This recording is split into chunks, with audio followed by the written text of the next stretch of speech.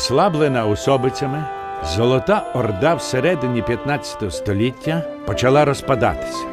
Після тривалої боротьби за владу хан Хаджи Герай перетворив Кримський юрт у самостійне ханство. Він започаткував знамениту династію Гераїв або Гиреїв, яка правила Кримом понад 3 століття. Окрім Кримського півострова, до складу ханства увійшли землі Придніпров'я та Приазов'я. Інший кримський хан, Менглі-Герай, заснував місто Бахчисарай, яке згодом стало столицею його ханства. Визволившись від Золотої Орди, Крим досить швидко потрапив у залежність від Османської Туреччини. Скориставшись міжособною боротьбою за владу синів Хаджі Герая, Ахмед Паша спрямував свій флот до кримських берегів. За 6 днів турки захопили Кафу. Генуезці утекли в Мангуб, вважаючи неприступною цю фортецю. Та якось начальник залоги, виїхавши на полювання, потрапив у полон. Залишившись без ватажка, захисники фортеці почали розбігатися і майже всі загинули від рук загарбників.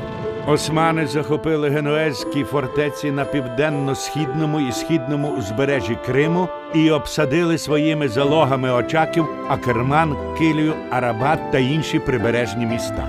Так ціле Чорноморське побережжя України опинилося у турецьких і татарських руках.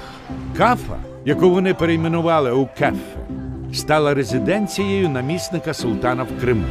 Остаточно знищивши генуезьку державу і підкоривши весь Крим, Ахмед Паша повернувся до Стамбула з великою здобиччю та безліччю бранців.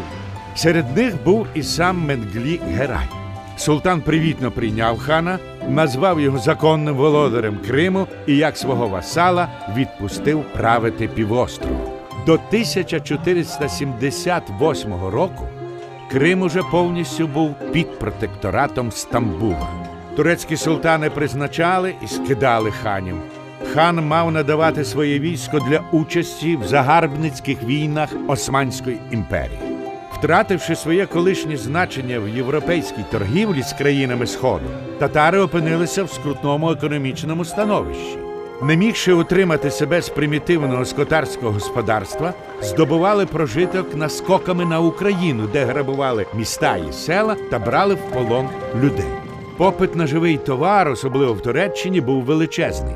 З часів Менглі-Герая работоргівля у Кримському ханстві стала основним джерелом багатства, а Крим перетворився в найбільший європейсько-азійський невільничий Рим.